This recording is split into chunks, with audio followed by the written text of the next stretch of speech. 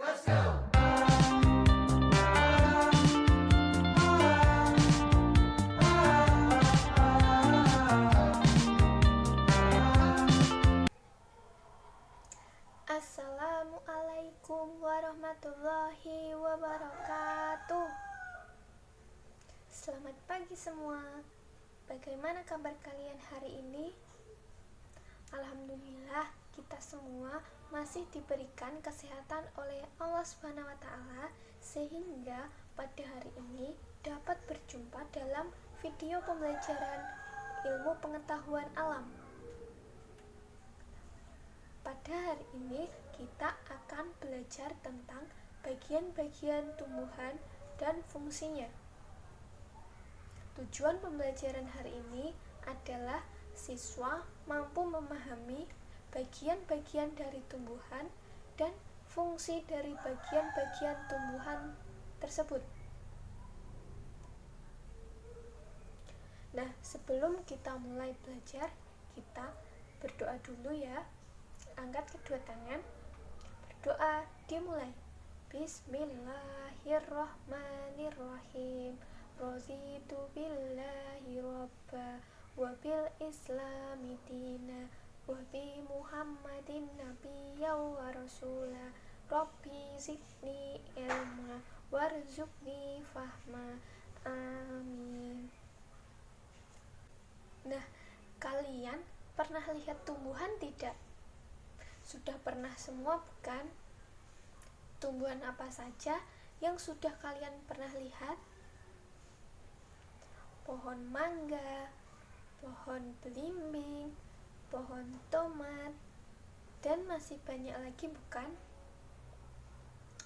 Setelah kalian melihat berbagai tumbuhan, kalian tahu tidak bagian-bagian dari tumbuhan yang kalian lihat? Nah, kita cari tahu yuk bagian-bagian tumbuhan apa saja sih?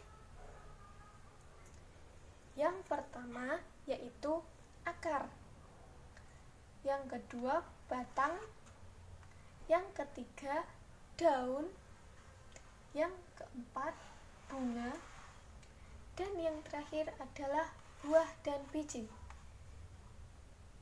Kira-kira apa ya fungsi dari masing-masing bagian tersebut? Pertama, akar. Kalian pernah melihat tidak tumbuhan yang baru dicabut dari tanah? Jika pernah, kalian akan melihat bahwa ada bagian tumbuhan yang berada di atas tanah dan tumbuhan yang berada di bawah tanah. Nah, bagian yang berada di bawah tanah ini disebut akar. Akar membuat tumbuhan menjadi kokoh, sehingga tidak mudah atau tidak gampang untuk dicabut dari tanah. Akar berfungsi untuk menyerap air dan zat hara dari dalam tanah, dan akar mempunyai fungsi sebagai menyimpan cadangan makanan pada pohon singkong.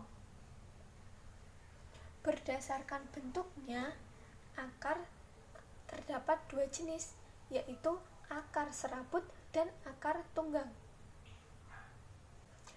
Bagian yang kedua adalah batang. Bagian tumbuhan yang berada di atas tanah adalah batang.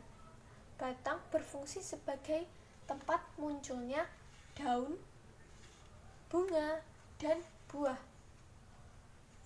Di samping itu, batang juga berfungsi mengedarkan air dan zat hara yang diserap dari akar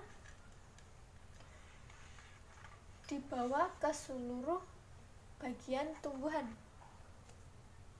Batang ada yang bercabang dan ada yang tidak bercabang. Ada yang berbentuk kayu dan tidak berkayu, seperti pohon pisang. Bagian yang ketiga adalah daun. Daun pada umumnya berwarna hijau. Daun ini menempel pada batang. Bentuknya pun bermacam-macam. Daun ada yang lurus seperti pipa, misalnya pada daun padi. Dan daun juga ada yang seperti jari, misalnya pada daun singkong. Namun ada juga daun yang bentuknya seperti sirip ikan yang terdapat pada daun mangga. Daun ini bagian dari tumbuhan yang berfungsi sebagai tempat memasak makanan bagi tumbuhan atau sering disebut proses fotosintesis. Bagian yang keempat adalah bunga. Bunga pada tumbuhan bentuknya bermacam-macam, warnanya pun juga bermacam-macam. Ada yang warna merah, ada warna putih, ada warna kuning, dan masih banyak lagi. Baunya pun ada yang harum dan tidak harum. Bunga ini merupakan bagian tumbuhan yang berfungsi sebagai alat perkembangbiakan. Dan yang terakhir, bagian dari tumbuhan adalah buah dan biji. Kalian tentunya suka makan buah ya? Nah, sebenarnya apa sih itu buah? Sebenarnya buah merupakan bagian tumbuhan yang berfungsi melindungi biji. Buah ini terdiri atas daging buah dan biji. Nah, bagian yang kalian makan itu biasanya disebut daging buah. Jika biji ditanam, akan tumbuh menjadi tumbuhan baru. Nah, biji itu ada yang berkeping satu atau monokotil dan ada biji yang berkeping dua atau dikotil. Nah, demikian pembelajaran hari ini tentang bagian-bagian pada tumbuhan beserta fungsinya. Kita buat kesimpulan dulu yuk dari pembelajaran kita hari ini. Bagian-bagian tumbuhan terdiri dari akar yang berfungsi sebagai penyokong tumbuhan serta menyerap air dan zat hara dari tanah. Yang kedua, batang sebagai tempat daun, bunga, dan buah serta mengedarkan air dan zat hara yang diserap oleh akar ke seluruh tubuh bagian tumbuhan. Yang ketiga, daun berfungsi sebagai tempat memasak makanan bagi tumbuhan atau proses fotosintesis. Dan yang keempat, bunga berfungsi sebagai alat perkembangbiakan.